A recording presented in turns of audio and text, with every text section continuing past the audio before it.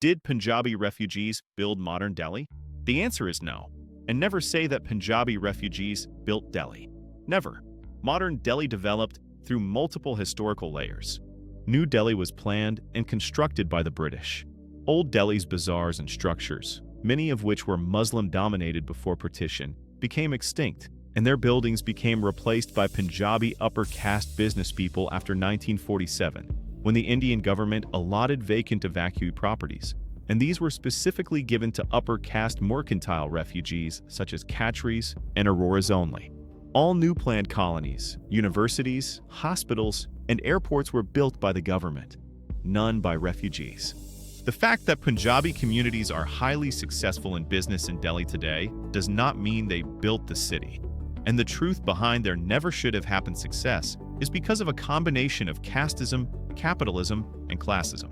The government favored the upper-rich castes such as Khatris and Aroras by providing them new planned colonies and giving the upper-caste refugees bank loans and money, while the government discriminated against lower caste and rural refugees by giving no such sponsorship.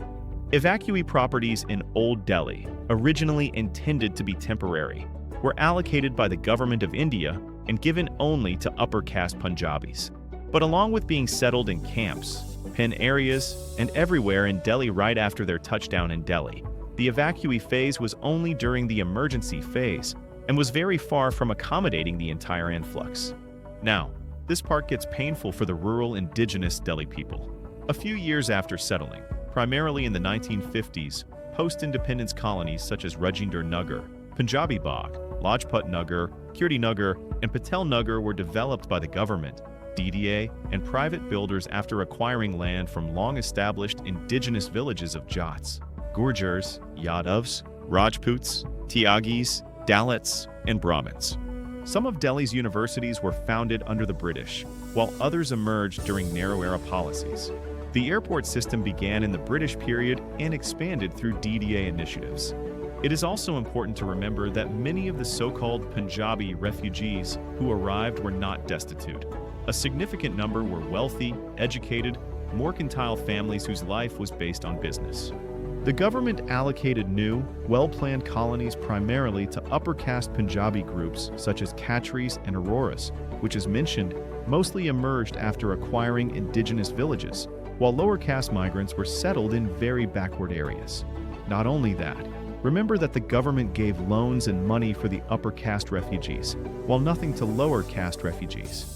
And don't think the Punjabi Khatri and Aroras couldn't settle in Muslim-majority countries.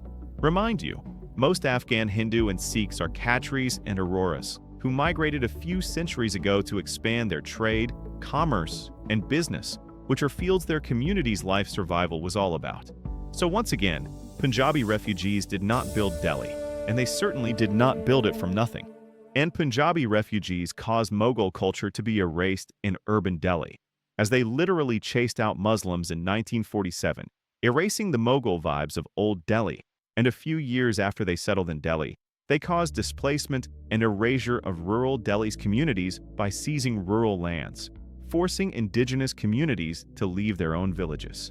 This is a colonization going on for 78 years, and nobody talks about it. Today, nobody even knows that rural Delhi, which was once majority of Delhi by area, even existed. Delhi's original languages are related to Haryana and Western Uttar Pradesh's languages, spoken by the indigenous communities.